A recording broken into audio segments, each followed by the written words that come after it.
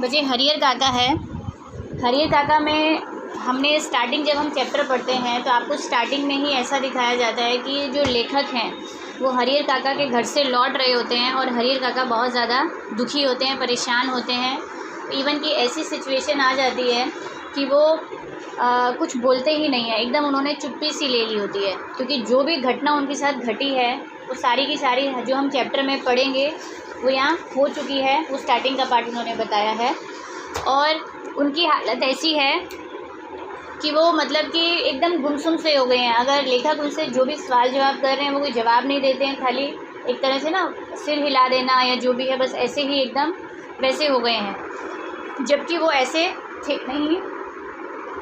आज के समय में वो जिस सिचुएशन से गुज़र रहे थे, उनकी जो मन की स्थिति थी बहुत ही बुरी हो चुकी थी, क्योंकि घर वालों ने भी उनके साथ बहुत बुरा बर्ताव किया है और जो वहाँ के ठाकुर बाड़ी में जो भी महंत लोग थे उन्होंने भी उनके साथ बहुत बुरा बर्ताव किया होता है। इस वजह से उनकी ऐसी हालत हो गई होती है। तो अब वो थोड़ा सा बताना चाह रहे हैं लेखक जो हैं कि उनका जो अपना हरिहर काका के साथ रिलेशन कैसा है। रिलेशन वो कह रहे हैं कि मैं बहुत कम लोगों के साथ जुड़ा हुआ हूँ, क्योंकि वो जिस अपनी माँ के गांव में जब जाते हैं, हरिहर काका वहाँ के रहने वाले हैं, तो वहाँ पर वो कुछ ही लोगों से थोड़ा बोलचाल रखते थे, जिसमें से हरिहर काका एक हैं। और वो हरिहर काका को क्या कहकर बुलाते थे?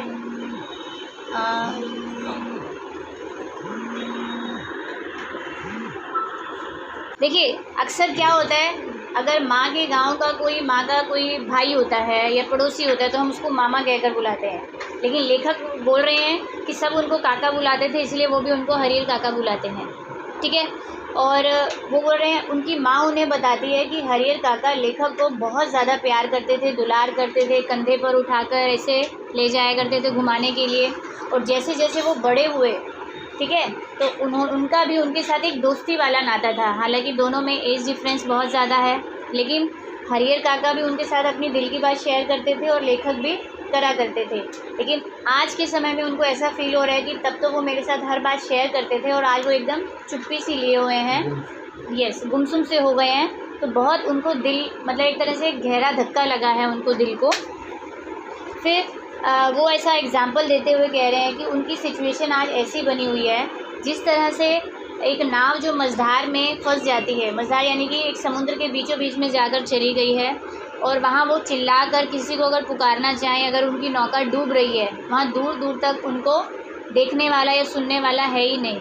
तो ऐसी ही हालत आज हरिहर काका की बनी हुई है। वो अगर बुलाना भी चाहें, किसी को बताना भी चाहें अपनी सिचुएशन, कुछ सुनने वाला ही नहीं है उनके पास। क्लियर? अब है वो बता रहे हैं कि हरिहर काका मतलब कि वो ये कह रहे हैं कि अगर मैं किसी को अपने दिल की बात बताता भी हूँ लेकिन उससे क्या होगा, उसका कोई हल तो निकलेगा नहीं, क्योंकि सोल्यूशन है ही नहीं। इधर से उनके परिवार वाले हैं और दूसरी तरफ जो उनको ऑप्शन मिली थी महंत लोगों की, उन्होंने भी उनके साथ धोखा दे दिया था, क्योंकि सब लोग जो हैं वो पैसों के लालची थे उस समय। अब वो थोड़ा सा बताना चाह रहे हैं कि जिस गांव में वो रहते हैं उस गांव का नाम जो है क्या है, उस गांव का नाम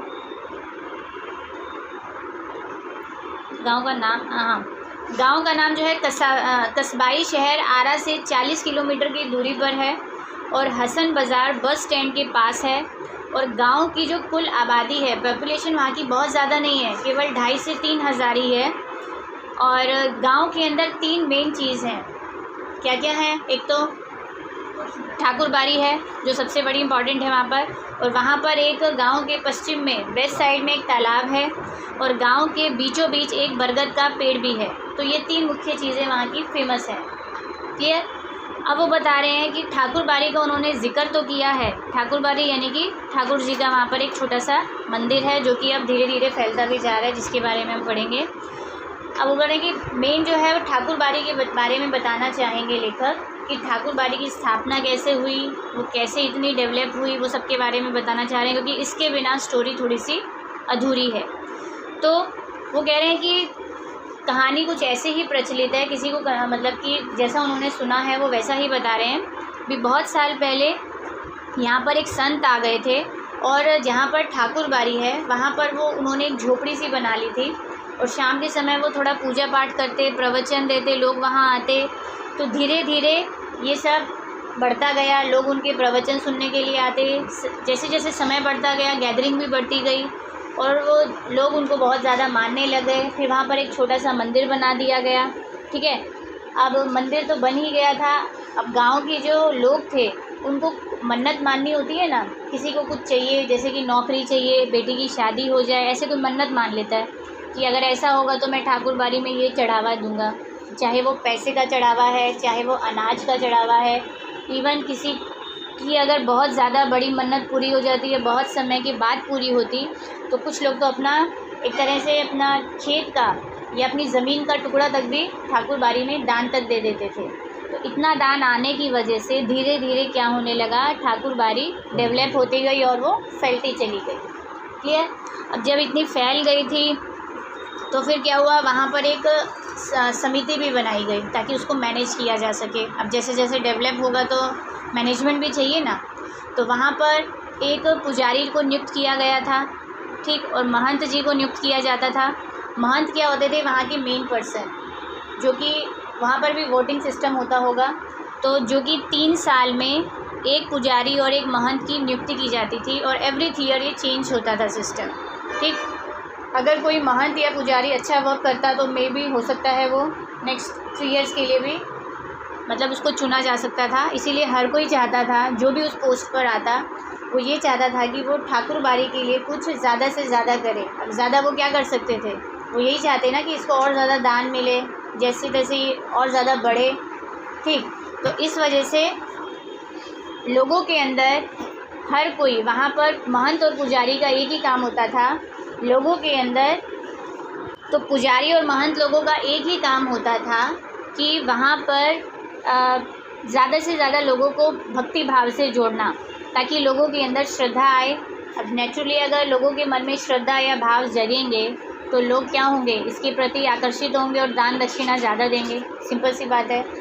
दूसरा उसका प्लस पॉइंट ये भी था, अगर कभी भी गांव के अंदर सूखा आ जाता, यानी कि भुखमरी होती है ना, एकदम अनाज की कमी हो जाना, या फिर बाढ़ आ जाती, तो भी अब दान इतना जाता था तो उसी समय ठाकुर बाड़ी में टेंट लग जाते थे, सब लोग वहाँ वहीं पर रहते, खाना वहीं मिलता, सब कुछ वहीं पूरी सबको मिलता था, क्योंकि बाढ़ आने से गांव का नुकसान हो जाता था, अनाज वैसे ही नहीं होता था।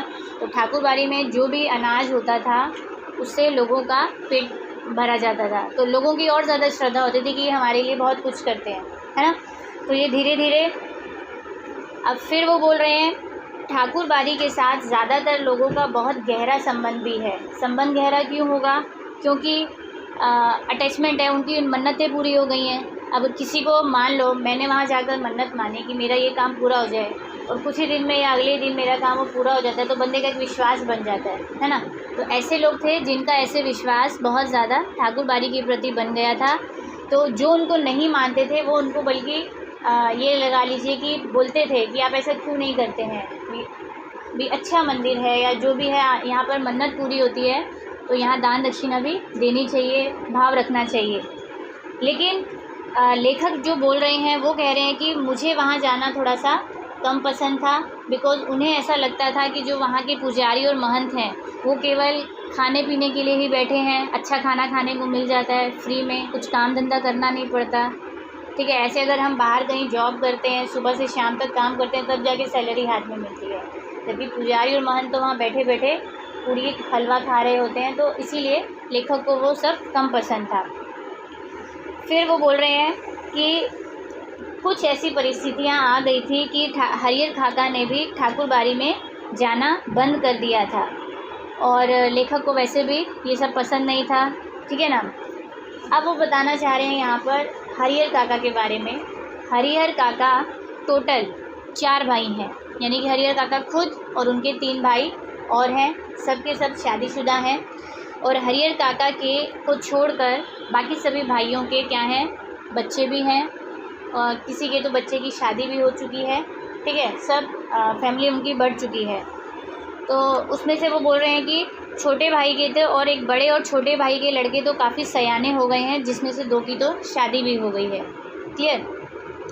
और फिर कोई उनमें से एक बच्चा ऐसा है जो पढ़ लिख कर शहर के अंदर जॉब भी करता है, एज अ क्लर्क की जॉब करता है। और हरियर काका ने की जो फर्स्ट मैरिज हुई थी, उनकी वाइफ की जल्दी ही डेथ हो गई।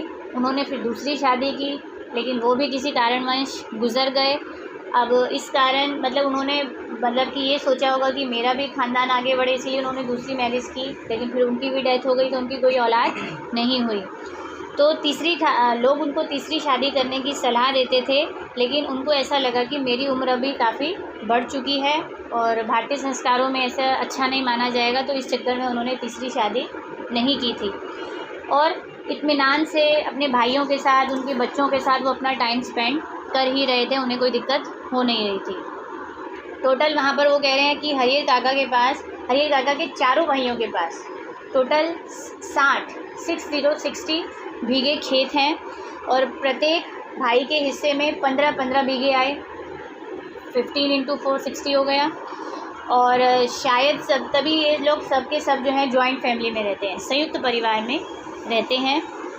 और जो बाकी 3 भाई हैं, उनकी जो पत्नियां हैं वो भी हरियर काका की देखरेख करती हैं, उन्हें समय पे खाना देना जो भी है वो सब काम उन्हीं की है। और क्योंकि भाइयों ने उनको बोल ही रखा है कि हरियर काका को किसी भी प्रकार की तो कोई तकलीफ़ होनी नहीं चाहिए, आप उन्हें समय समय पर खाना दें या जो भी उनकी है, तो ठीक है, सब कुछ है।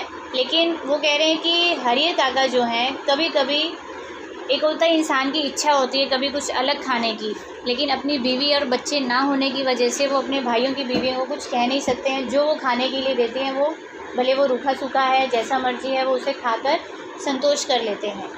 क्लियर? यहाँ तक कोई डाउट? आगे वो ये कह रहे हैं कि हरियर काका कभी कभार अगर बीमार पड़ जाते तो क्या होता था। इतना बड़ा परिवार है, क्योंकि 3 भाई हैं, बच्चे हैं, उनके बच्चे हैं, लेकिन फिर भी उन्हें पानी पूछने वाला कोई नहीं होता। वो अकेले एक रूम में पड़े रहते थे, और कभी उनका दिल नहीं लगता तो वो आंगन में आकर के अपना चारपाई जो है वो बिछा लेते थे। तो लेकिन वो किसी को कुछ कहते तो हर कोई अपने अपने काम में बिज़ी होता था, कोई उनको कई बार इग्नोर कर देता या सुनता नहीं, कई बार होता है नहीं सुनते थे। और फिर वो कह रहे हैं कि तब हरियर काका को कहीं ना कहीं अपनी बीवियों की याद आती थी। विकास अगर मेरी वाइफ ज़िंदा होती तो कम से कम वो हक से उससे कुछ भी मांग सकते थे, अब वो किसी से कुछ कह भी नहीं सकते थे, ठीक है ना। तो इस तरह से एक बार ऐसा हुआ कि जो उनका भाई का बेटा जो शहर में जॉब करता था, तो एक बार वो गांव आया क्योंकि उसका एक दोस्त आने वाला था। और दोस्त जब उसका आया तो हरियर काका भी बहुत खुश हो गए, क्योंकि उनको लगा कि अगर कोई मेहमान घर में आएगा तो अच्छा खाना खाने को मिलेगा। सब्ज़ी जो बन जाती है, रायता, ये वो, ठीक है, वैरायटी उनको खाने को मिलेगी। लेकिन हुआ क्या, उसको खाने के बाद उनकी वाइफ ने उनको लास्ट में बचा कुचा थोड़ा बहुत खाना दे दिया, और वो भी सिंपल सा खाना, मतलब कि कोई चटनी नहीं, रायता नहीं, कुछ नहीं, उनको सिंपल सा खाना दे दिया। और फिर अपना खाना देकर वो चुपचाप वहाँ से चले गए। तो तब हरियर काका को बहुत ज़्यादा गुस्सा आ गया। उनको लगा कि आज घर में मेहमान आया है, इतनी वैरायटी बनी है, फिर भी उनको वही रूखा सूखा खाना दे रहे हैं, ये तो गलत बात है। तब उन्हें गुस्से में आकर के अपनी थाली को उठा करके फेंक दिया, भोजन की थाली को। वो भयंकर गुस्से में आ गए, क्योंकि अब तक वो सहन करते आ रहे थे, आज उनको ऐसा लगा कि आज लिमिट क्रॉस हो गई है। तो जितने भी घर में बेटियां, बहुएं या अगल बगल में थी, सब, जैसे होता है ना कि आंगन में अगर कोई थाली फेंकता है तो आस पड़ोस वाले भी सुनते हैं, सब बाहर आ गए और सब ये ज़ोर ज़ोर से बोलने लगे भी मैं कोई फ्री का नहीं खा रहा हूँ, भी मेरे नाम भी जो 15 बीघे खेत हैं उसका जो भी कमाई होती है वो भी इसी घर में आती है, भी तुम्हें ऐसा लगता है कि तुम मुझे पाल रहे हो, जबकि ऐसा नहीं है, बल्कि मैं ही तुम्हें पाल रहा हूँ, ऐसा उनके कहने का मतलब होता है। तो भी फिर अगर मैं चाहूँ तो मैं 2-4 नौकर भी रख सकता हूँ और अपना मनपसंद का खाना भी खा सकता हूँ, लेकिन तुम लोग मुझे अनाथ और बेसहारा समझते हो, और जबकि मेरे ही पैसे पर तुम सब मौज कर रहे हो, ऐसा वो बहुत सुनाता है। तो जब इतना सब कांड हुआ तो उसी समय वहाँ से, मतलब कि वो ज़ोर ज़ोर से ये सब बोल रहे थे, तो उनके घर के बाहर से एक पुजारी जो हो रहे होते हैं वो जा रहे होते हैं, उनको कुछ इन्फॉर्मेशन गांव में देनी होती है, तो वहाँ से गुज़र रहे होते हैं, तो वो ये सारी बातें सुन लेते हैं। और उनको एक अच्छा मौका मिल जाता है। वो तुरंत भागते हुए महंत जी के पास जाते हैं। और हाँ, इससे पहले मैंने ये स्किप कर दिया, उनके भाइयों को ये बात की खबर ही नहीं है, क्योंकि वो सब खाना पीना खा के अपने खेतों में जा चुके हैं कि घर में ये सब बवाल हुआ है। तो अब पुजारी जी क्या करते हैं, जब वो सारी कहानी सुनते हैं, वो भागते भागते महंत जी के पास जाते हैं, जो वहाँ के मेन पर्सन हैं ठाकुर बाड़ी के। उनके पास जाकर के ये पूरी कहानी सुना देते हैं कि ऐसा ऐसा हरियर काका के साथ हुआ है। अब महंत जी के मन में एक आइडिया आता है, वो तुरंत कहाँ जाते हैं, हरियर काका के पास। और हरियर काका भी घर से निकल चुके होते हैं। वो एक्चुअली अपने भाइयों के पास जा रहे होते हैं खेतों में, ताकि उनको शिकायत लगाएं भी घर में तुम्हारी बीवियों ने मेरे साथ क्या किया है। लेकिन रास्ते में ही महंत जी उनको मिल जाते हैं और महंत जी उनको समझा बुझा कर अपने साथ ठाकुर बाड़ी में ले आते हैं। और ठाकुर बाड़ी में मतलब कि वो उनको थोड़ा सा शांत करते हैं, खाना वाना खिलाते हैं और उनको प्यार से समझाने की कोशिश करते हैं भी क्या रखा है संसार में, इनमें गृहस्थी में जो कुछ भी है सब मोह माया है, मतलब इस तरह की उनके साथ बातें करते हैं। अब उनको फिर ये बोल रहे हैं कि तुम तो धार्मिक प्रवृत्ति के इंसान हो, भी मंदिर में आया करते थे, पूजा पाठ करते थे, और ये जितने भी तुम्हारे रिश्तेदार हैं, संबंधी हैं, सब स्वार्थ के हैं। सब लोग जितने भी रिश्तेदार हैं, ये सब तुम्हारी जो थोड़ी बहुत भी सेवा कर रहे हैं ना, तुम्हारे नाम जो 15 बीघे खेत हैं, ये उस चक्कर में तुम्हारी सेवा करते हैं। जिस दिन तुमने किसी और के नाम कर दिए या फिर जो भी है, वो उस दिन से वो तुम्हारी सेवा करना भी बंद कर देंगे। तो देख लो, आज जो भी ये तुम बोलते हो खून का रिश्ता है, सब खून के रिश्ते भी ख़त्म हो जाएंगे। लेकिन यही चीज़ अगर तुम किसी अच्छे काम में लगाओगे, मतलब भगवान में दान दक्षिणा करोगे, तो तुम्हें बल्कि क्या होगा, तुम्हारा तो मरने के बाद भी सब अच्छा होगा, पुण्य कर्म गिने जाएंगे कि तुमने इतना दान दिया है। मतलब वो इस तरह से उनको मैनिपुलेट करते हैं कि जो भी इनके पास खेत हैं वो ये अपना ठाकुर बाड़ी के नाम कर दें, क्योंकि अगर आप ठाकुर बाड़ी के नाम अपने खेत कर दोगे तो यहाँ पर तो तुम्हें बहुत अच्छा पूड़ी हलवा खीर खिलाया जाएगा, तुम्हें 2 टाइम मतलब अच्छा भोजन भी दिया जाएगा, प्लस 2 लोग तुम्हारे ऊपर हमेशा खड़े रहेंगे, तुम जो काम बोलोगे तुम्हें हर समय करके देंगे। मतलब एक तरह से बहुत अच्छी फैसिलिटी दी जाएगी। जो घर में तुम्हें कोई पूछता नहीं है, ढंग का खाना नहीं देता है, यहाँ तुम्हारे साथ ऐसा कुछ भी नहीं होगा। कि ये सब चीज़ें मैं अपने लिए तो तुमसे मांग नहीं रहा हूँ, मैं तो किसके लिए मांग रहा हूँ, भगवान के लिए मांग रहा हूँ। भी तुम भगवान को अगर इतना दान दोगे तो तुम्हारा परलोक भी सुधर जाएगा, यानी कि मरने के बाद भी तुम्हें एक तरह से बहुत एक बोलते हैं ना कि क्या मोक्ष ज़्यादा मिल जाएगा या फिर जन्नत मिलेगा, जो भी है स्वर्ग की प्राप्ति होगी। इस तरह से वो उनको पूरी तरह से तैयार कर देते हैं। तो हरियर काका काफ़ी देर तक तो महंत जी की बात सुनते रहते हैं और धीरे धीरे अब वो इस तरह से उनको ये बातें बताते हैं, तो वो बातें जो होती हैं वो धीरे धीरे उनके मन में बैठती जाती हैं। उन्हें भी फील होने लग जाता है कि शायद महंत सही बोल रहे हैं और मेरे भाई मेरे साथ इसीलिए, या उनकी बहुएं जो हैं वो मेरे साथ इसीलिए ऐसा व्यवहार करती हैं। तो जो भी है, लेकिन फिर बाद में उनको धीरे धीरे ख्याल आता है कि कोई बात नहीं, वो मेरे साथ इतने समय तक तो अच्छे से रहे हैं, जैसे मर्जी हैं, मेरे भाई ही है, भाई का परिवार तो बल्कि अपना ही होता है।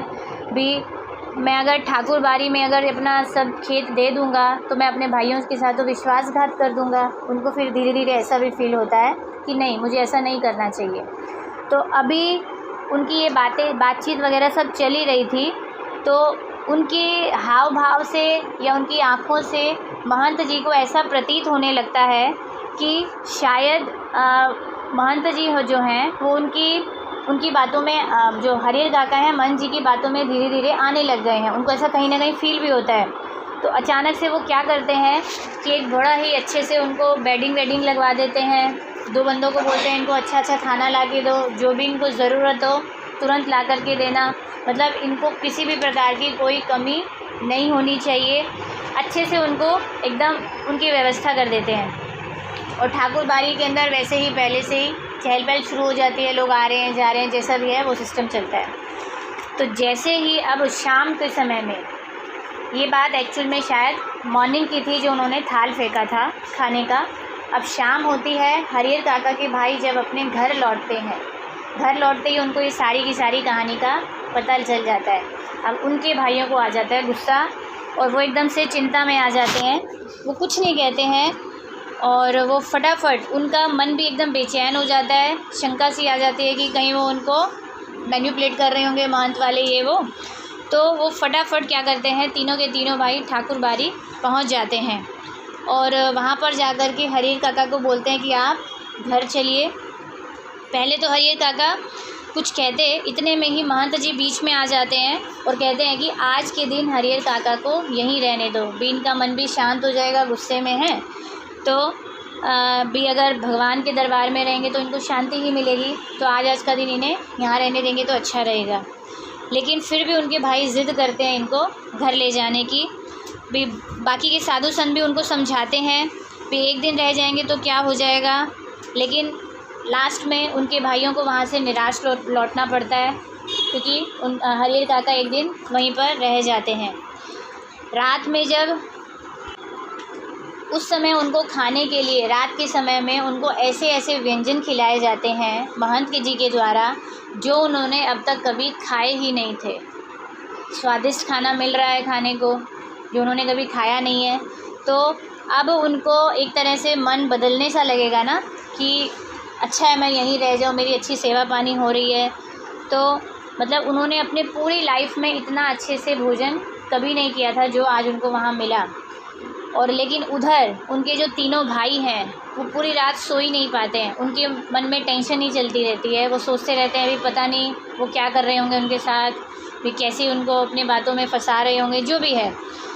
और अगर उन्होंने हमसे ये 15 बीघा ज़मीन ले ली तो उसकी वैल्यू उन्होंने बोला 2 लाख से भी ज़्यादा है, वो तो हमारे हाथ से ही निकल जाएगी, क्योंकि अगर वो उनके नाम कर देंगे तो उनके मन में भी ऐसे ऐसे विचार चल रहे होते हैं। तो जैसे ही अर्ली मॉर्निंग सुबह क्या करते हैं, तीनों के तीनों भाई फिर से ठाकुर बाड़ी पहुंच जाते हैं और हरियर काका के पाँव पकड़कर रोना शुरू कर देते हैं।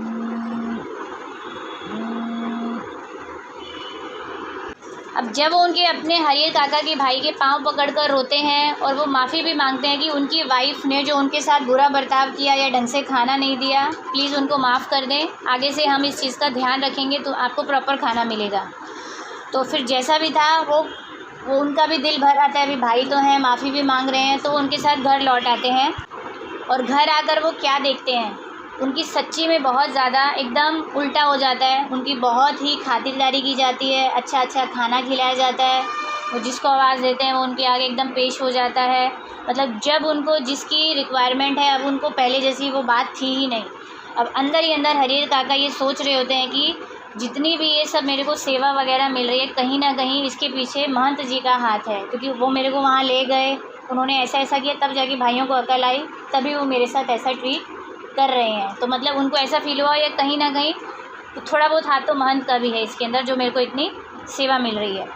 तो अब उनके अंदर है ना महंत जी के लिए थोड़ी सी श्रद्धा बढ़ सी जाती है। ठीक, अब कई बार क्या होता है बच्चे कि गांव वाले जो होते हैं ना सत्य से वाकिफ़ नहीं होते हैं। मतलब इस सिचुएशन में अभी क्या हो रहा था, महंत जो भी कुछ कर रहे थे उनको उन्होंने चाहे भोजन कराया, जो कराया उन्होंने अपने मतलब के लिए कराया ताकि 15 बीघे उन्हें मिल जाए। आज भाई भी जो उनके साथ इतनी सेवा भाव कर रहे थे उनको भी यही था कि कहीं ये उनको ना दान में दे दें, हमारे हाथ से ज़मीन चली जाएगी, तभी वो इनके लिए इतना सब कुछ कर रहे थे। तो कहीं ना कहीं जो गांव वाले थे वो भी इस बात को समझने लग गए थे कि भाई इनकी सेवा इतनी ज़्यादा क्यों कर रहे हैं और महंत भी इनके पीछे इतना क्यों पड़ा हुआ है। ठीक है, क्योंकि वो इतने अनजान तो थे नहीं। तो पूरे गांव में अब इसी बात की चर्चा हो रही थी कि कुछ एक्चुअली गांव भी अब 2 गुटों में बंट चुका था। गांव के कुछ लोग चाहते थे कि हरियर काका को अपनी ज़मीन जो है अपने भाइयों के नाम कर देनी चाहिए, भी हैं तो खून के रिश्ते है ना, उनके नाम ही करनी चाहिए, भी आगे पीछे जो भी है सब भाइयों का ही होना चाहिए। मतलब इस तरह इस एंगल से सोच रहे थे। और जो लोग ठाकुर बाड़ी के प्रति बड़े ही श्रद्धालु थे वो चाहते थे कि हरियर काका को अपनी ज़मीन ठाकुर बाड़ी के नाम कर देनी चाहिए। भी क्यों भाई, अगर दान देंगे जो भी होगा आगे भी इनका अच्छा होगा, स्वर्ग मिलेगा, इनका सुधर जाएगा, जीवन भी सब अच्छा होगा। तो मतलब 2 थिंकिंग बढ़ चुकी थी गांव वालों की भी। और इधर से जो क्या बोलते हैं अपना जो भी मतलब ठाकुर बाड़ी के एक तरह से चापलूसी वाले लोग थे, वो इसी काम के पीछे लगे हुए थे कि किसी न किसी तरह हरियर काका जो भी ये ज़मीन है ठाकुर बाड़ी के नाम कर दें। अब इतनी सब चीज़ों को देखते हुए हरियर काका जो थे वो बड़े से कंफ्यूज थे। अब उनको समझ नहीं आ रहा था कि उनको अपनी ज़मीन ठाकुर बाड़ी के नाम करनी चाहिए या फिर भाइयों के नाम करनी चाहिए। तो इधर से भाई लोग जो थे उनको भी कहीं ना कहीं मतलब एक संदेह सा हो गया था कि महंत उनके पीछे पड़ा हुआ है। तो वो भाई उनको प्यार से बैठकर समझाते हैं कि जो भी है भी महंत आपके पीछे पड़ा हुआ है, भी कहीं वो आपकी ज़मीन आपके नाम नहीं करा ले। हम तो आपके भाई हैं, बच्चों के बराबर हैं, ये बच्चे भी आपके ही बच्चे हैं, आपको ज़मीन इनके नाम कर देनी चाहिए। तो अब इस कश्मकश के अंदर हरियर काका बहुत कंफ्यूज्ड है। अब उनको ऐसा लग रहा है कि बात तो सही है, मैं कर तो देता हूँ, लेकिन उनको कुछ एग्जाम्पल्स याद आ गए कि कोई एक पर्सन था जिसने जीते जी, उनको वो ऐसे ऐसे लोग याद आए जिन्होंने अपने जीते जी अपनी ज़मीन अपने उत्तराधिकारियों यानी कि बच्चों के नाम या किसी के भी नाम कर दी थी। बाद में उनकी जो जीवन था ना एकदम कुत्ते जैसा हो गया, यानी कि बहुत बुरी हालत हो गई थी। वो उनको पूछते ही नहीं थे आफ्टर, हाँ, रोटी के लिए भी उनको पूछने वाला कोई नहीं था। अब वो कह रहे हैं हरियर काका भले ही अनपढ़ व्यक्ति हैं, लेकिन उन्होंने इस चेंजेस को तो समझ ही लिया था कि पहले मेरे साथ कैसा बर्ताव हो रहा है अब अच्छा हो रहा है। मतलब कि इंसान को एक अनुभव तो होता ही है ना, पढ़ा लिखा होना ज़रूरी नहीं है उसके लिए। तो उन्होंने एक चीज़ क्लियर कर ली थी, जब तक मैं ज़िंदा हूँ जीते जी तो मैं अपनी ज़मीन किसी के नाम नहीं करूँगा। उन्होंने अपने भाइयों को एकदम क्लियर बोल दिया ये बात, ठीक। और उन्होंने ये सीधा सीधा बोला भी मैं ज़मीन को अपने साथ तो लेकर जाऊँगा नहीं, और मेरे मरने के बाद ऑटोमेटिक ये तुम्हारे नाम वैसे ही हो जाएगी, क्योंकि एज अ ब्लड रिलेशन, तो तुम्हें किस चीज़ की चिंता है, ठीक है। अब जो महंत जी थे दूसरी तरफ, वो हमेशा हरियर काका को अकेले में देखते, भी जैसे वो अकेले में देखते उनको अपनी तरफ भड़काने की कोशिश करते रहते। उनका मकसद यही था कि जैसे तैसे ये ज़मीन हमारे हाथ लग जाए। अब वो उसको बार बार यही बोलते हैं कि कल को तुम ज़मीन दोगे, तुम्हारी आत्मा भी में भी मतलब बोलते ना तुम्हारी आत्मा को लेने के लिए स्वर्ग से स्पेशल विमान आएगा, तुम स्वर्ग लोक में जाओगे, मतलब ऐसे ऐसे उनको मैनिपुलेट करते। लेकिन हरियर काका महंत जी को ना हाँ कहते ना कहते, वो उन्हें क्लियर जवाब ही नहीं देते, क्योंकि उनको ऐसा लग रहा था आज घर में मुझे जो भी सेवा पानी मिल रही है कहीं ना कहीं महंत जी भी उसके पीछे है। अगर मैंने इसको नाराज़ कर दिया तो पता लगे वो सब भी मेरा बंद हो जाएगा। और फिर अब प्रॉब्लम मुद्दा क्या था, ज़मीन का मुद्दा चल रहा है। तो जैसे जैसे समय बीतता गया उधर से महंत जी की भी को मतलब कि सब्र उनका जो था वो अब धीरे धीरे टूटने सा लग गया था। उन्हें ऐसा लग रहा था कि मैंने बहुत मुश्किल से इनको अपने जाल में फंसाया था, अब ये धीरे धीरे मेरे हाथ से निकल रही है भी। अब उन्होंने एक बार तो क्लियरली मतलब ये था कि मैं बोल देता हूँ भी तुम जो मर्ज़ी है ज़मीन को ठाकुर बाड़ी के नाम कर दो।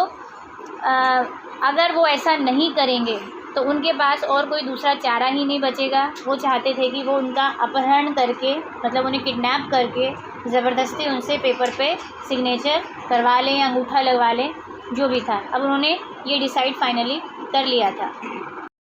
यहाँ से बच्चे आपका हरियर काका का आधा चैप्टर कंप्लीट हो गया है। आगे की कहानी आपको इसके दूसरे भाग में सेकंड पार्ट में आप देख सकते हैं।